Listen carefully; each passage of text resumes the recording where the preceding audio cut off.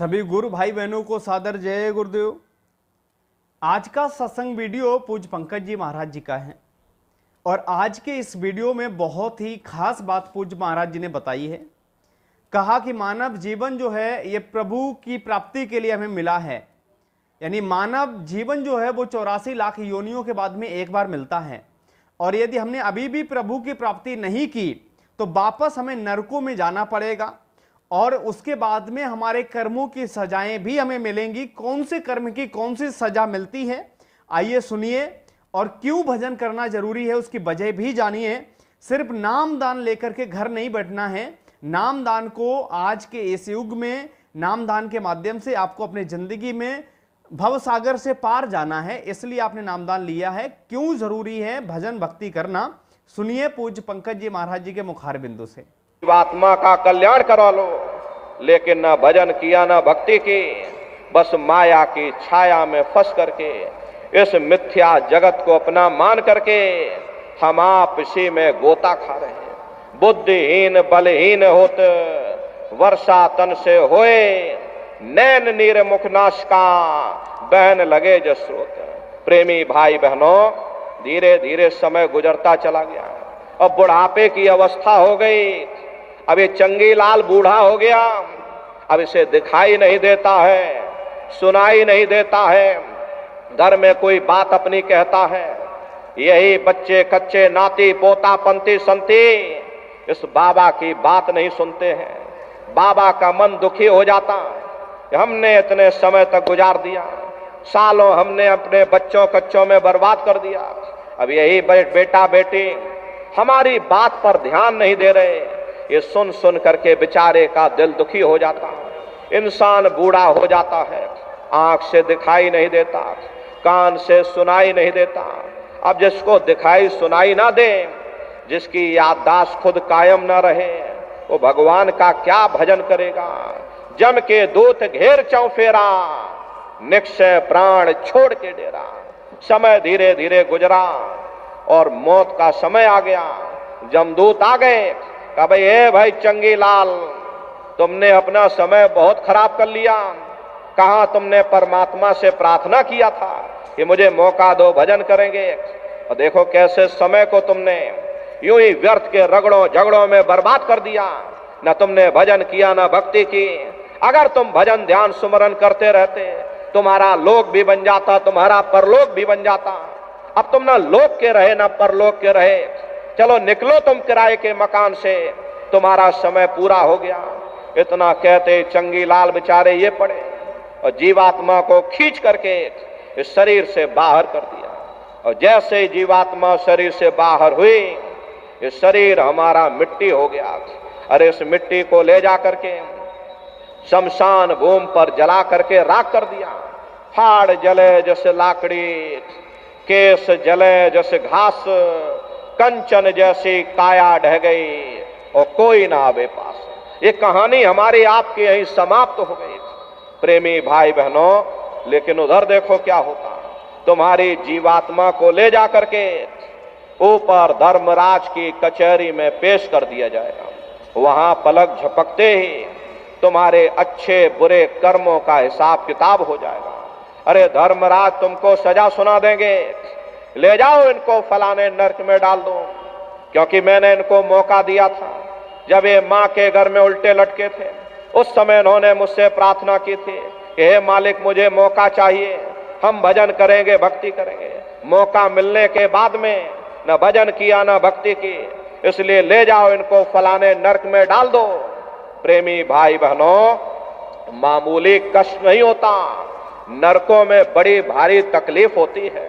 लोह के खम्भ तपत के माही, और जहां जीव को ले चिपटाए वहां बड़े बड़े लोहे के खंबे अग्नि से धधक धधक कर लाल हो रहे। वाह इस समय की कहां सुनाई, लोहा अगन धमन धोकाई, जो धमन से धोक लोहारा, और लोहा जो अग्नि में डारा।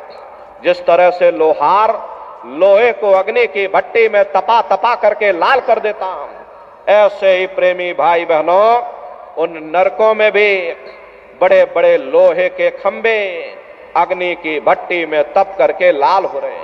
ऐसे खोटे जीवों को उन्हीं खम्भों पर लिटा दिया जाता। अरे जीव हाय हाय करके चिल्लाता है, तड़फ तड़फ जीव जुलम बुखारी, और तपत खम्भ दुख उपजे भारी। असहनीय वेदना होती, असहनीय दुख दर्द होता, जीव वहां रोता चिल्लाता रहता।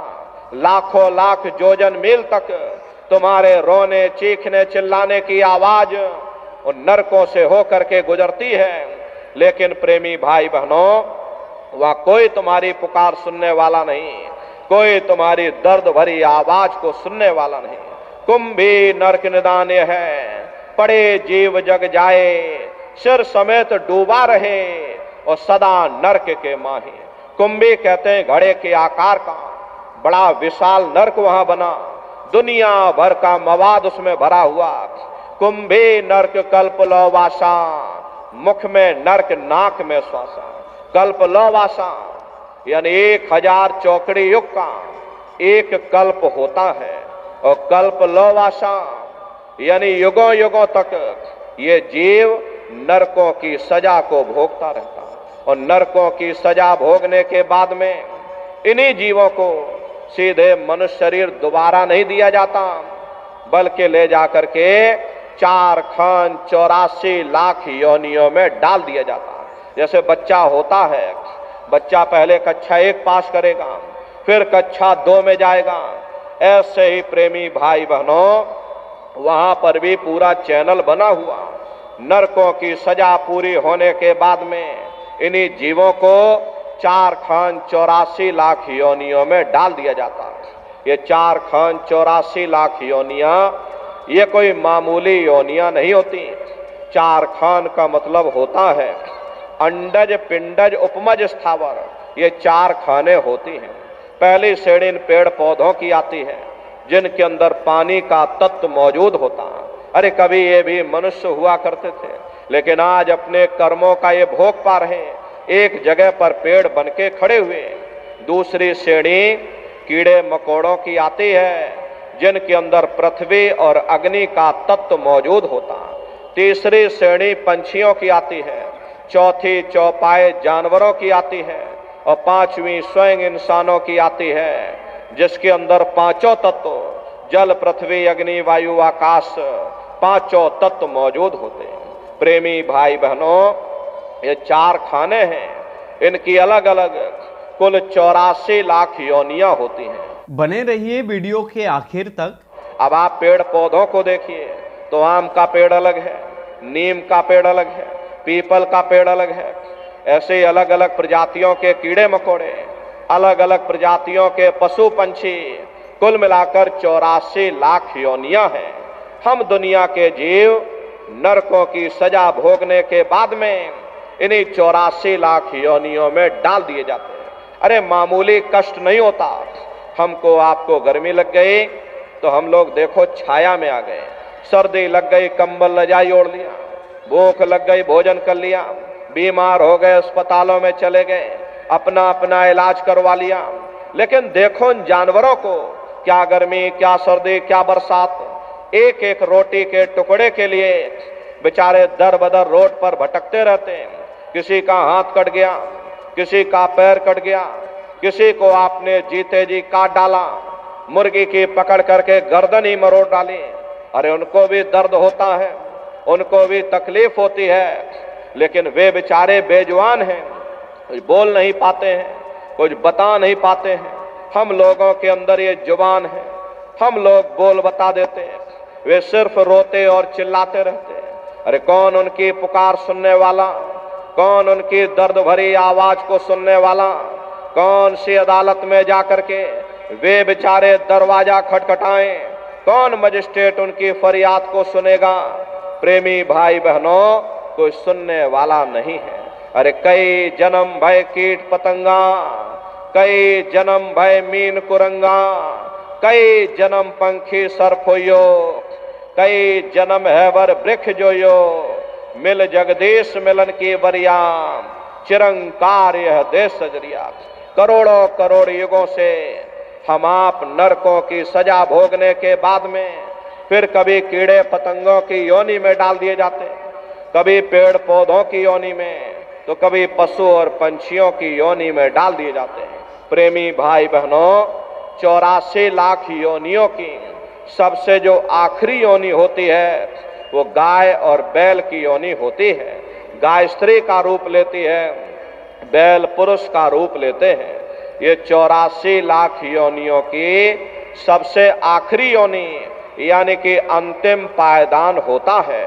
उसके बाद तब जाकर के हम लोगों को दोबारा फिर से मनुष्य शरीर प्राप्त होता। इसीलिए कहा गया है कि बड़े भाग्य मानुष तन पाया, बड़े सौभाग्य से तुम लोगों को ये मनुष्य शरीर मिला। कोटान कोट जन्म जन्मांतरों तक अलग अलग योनियों में भटकने के बाद में तब बड़े सौभाग्य से तुम लोगों को ये मनुष्य शरीर मिला है। लेकिन बड़े अफसोस की बात है, जैसे किसी को हीरा मिल गया, उसे हीरे की परख नहीं, उसने हीरे को ले जाकर गधे के गले में बांध दिया। ठीक उसी प्रकार से ये मनुष्य शरीर उत्तम से उत्तम है, लेकिन इंसान इसकी कद्र नहीं करता। खाने पीने ऐसो इशरत में अपने कीमती समय को और श्वासों की पूंजी को बर्बाद कर देता। रात गवायो सोए के, दिवस गवायो खाए, हीरा जन्म अमोल था, कौड़ी बदले जाए। भगवान राम ने कहा कि बड़े भाग्य मानुष तन पाया, सुर दुर्लभ सदग्रंथ ही गाया। सुर कहते देवताओं को, बड़े से बड़े देवी और देवता भी इस मनुष्य शरीर को पाने के लिए तरसते हैं, क्योंकि इसी मनुष्य रूपी मंदिर में बैठ करके हम आप उस परमात्मा की भक्ति कर सकते हैं। इसीलिए संतों महात्माओं ने इस पंच भौतिक शरीर को सच्चा हरि मंदिर कहकर याद किया। ये हरि मंदिर यह शरीर है, ज्ञान रतन प्रकट हुए, ये असली हरि मंदिर है। जब भी वो परमात्मा मिलेगा इसी हरि मंदिर के अंदर मिलेगा। इसी पंच भौतिक शरीर को ईसा मसीह साहब ने टेम्पल ऑफ लिविंग गॉड यानी जिंदा ईश्वर का मंदिर कहा। इसी पंच भौतिक शरीर को मुसलमान फकीरों ने कुदरती काबा कहकर याद किया। इसी पंच भौतिक शरीर को गुरु नानक साहब ने नर नारायणी देह कहकर याद किया। ये वो देह है जिसमें नारायण स्वयं विराजमान है। अरे वो नारायण जब भी मिलेंगे तुम्हें तुम्हारे अंदर मिलेंगे। यही कबीर साहब ने लिखा है, जो तिल माही तेल है, जो चकमक में आग, तेरा साईं तुझ में, और जाग सके तो जाग। जैसे तिल में तेल होता है, पत्थर में अग्नि होती है, ठीक उसी तरह से वो मालिक हरेक के घट घट में, हरेक के वजूद के अंदर बैठा हुआ। यही महात्माओं ने कहा है कि कस्तूरी कुंडल बसे, मृग धूड़े बन माही, ऐसे घट घट राम है, दुनिया देखे नाही। जैसे हिरन कस्तूरी की खुशबू को बाहर जंगलों में ढूंढता फिरता, हालांकि वो खुशबू उसके नाभि से होकर के आती है, वही हाल हम जीवों का है। हम दुनिया के जीव भी उस परमात्मा की खोज बाहर इस जड़ संसार में कर रहे हैं। प्रेमी भाई बहनों, आप सभी लोग बुद्धिमान हो, पढ़े लिखे लोग हो, अरे अपनी अपनी बुद्धि से विचार करिएगा। जब उस परमात्मा ने हर इंसान को एक जैसा बनाया, आँख, कान, नाक, मुंह, हाथ, पांव एक जैसे दिए, तो हम आप ये कैसे सोच सकते हैं कि उसने हिंदुओं के लिए अपने मिलने का कोई और रास्ता बनाया होगा, या मुसलमान सिख या ईसाइयों के लिए अपने मिलने का कोई और रास्ता। अरे मोको का ढूंढे रे बंदे, मैं तो तेरे पास में, ना तीरथ में ना मूरत में, मैं तो हूं विश्वास में। ना मैं तीरथ में मिलूंगा, ना मैं मूरत में मिलूंगा, ना मैं अन्य किसी कर्म कांड में मिलूंगा, ना मैं ग्रंथों में मिलूंगा, ना मैं पोथियों में मिलूंगा, ना ही मैं इन किताबों में मिलूंगा। चाहे सारी उम्र बैठ करके तुम किताबें पढ़ते रहो, रात दिन चौपाइयों को ढोलक मजीरा बजा बजा करके तुम नाचते रहो, उन्हें रटते रहो। अरे मैं जब भी मिलूंगा तो मैं तुम्हारे अंदर मिलूंगा। प्रेमी भाई बहनों, बड़ी सीधी सी बात है।